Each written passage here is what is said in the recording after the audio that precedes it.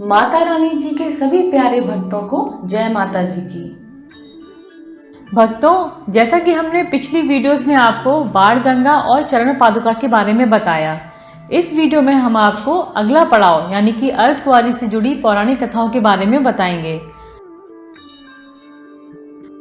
हम ये सारी कथाएं आपके साथ इसलिए शेयर कर रहे हैं ताकि आपको माता रानी जी की यात्रा में आए हर पड़ाव के बारे में विशेष जानकारी हो, ताकि जब भी आप यात्रा पर जाएंगे और जब आप बाण गंगा से या अर्धकुंवारी से या किसी भी पड़ाव से गुजरेंगे तो आपको आभास होगा कि माता रानी जी प्रतिपल आपके साथ हैं।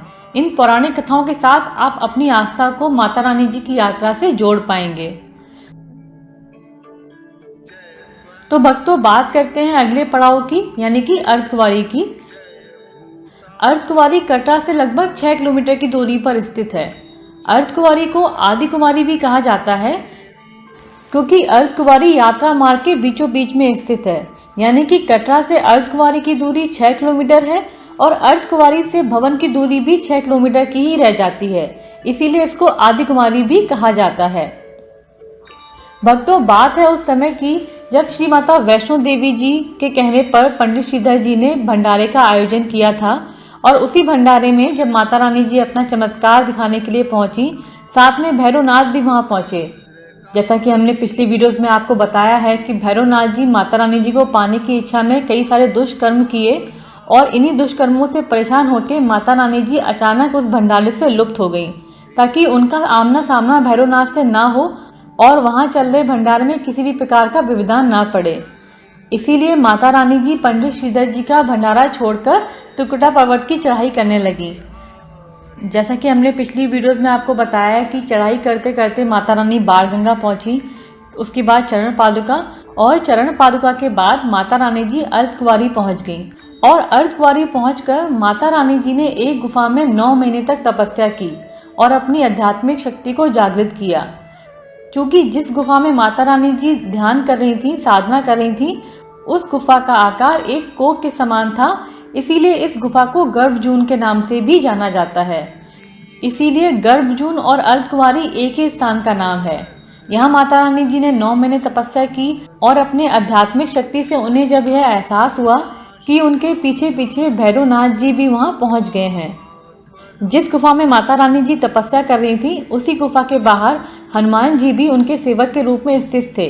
जब भैरवनाथ जी वहां पहुंचे तो भैरवनाथ जी को हनुमान जी ने बहुत समझाया कि कृपया करके आप पहुंच जाइए, माता रानी जी साधना में लीन हैं, आप उन्हें परेशान ना कीजिए। लेकिन भैरवनाथ जी हट करने लगे और गुफा के अंदर जाने लगे।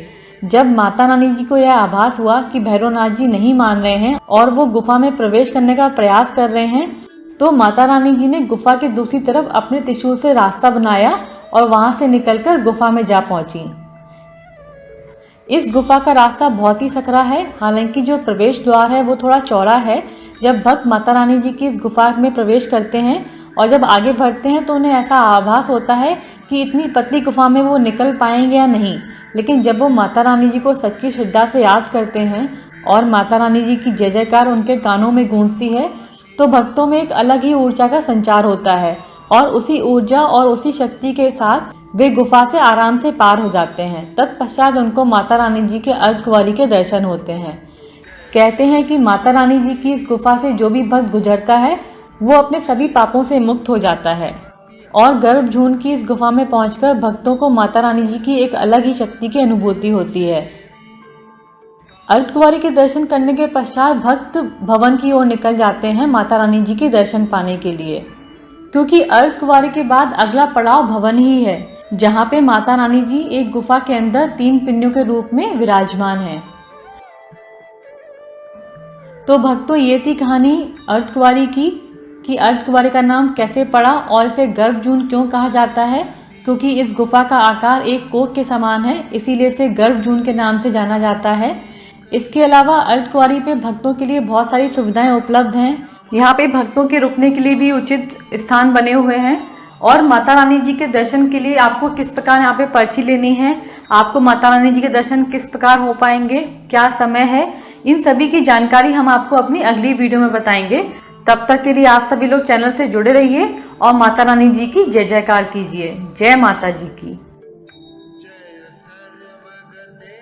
श्री माता वैष्णो देवी जी से जुड़ी किसी भी प्रकार की जानकारी प्राप्त करने के लिए आप हमारे व्हाट्सएप नंबर पर मैसेज कर या फिर कमेंट बॉक्स में कमेंट करके जानकारी प्राप्त कर सकते हैं। माता रानी जी की कृपा से हमारी यह कोशिश रहेगी कि हम जल्द से जल्द और सही जानकारी आप सभी तक पहुंचा सकें। जय माता जी की।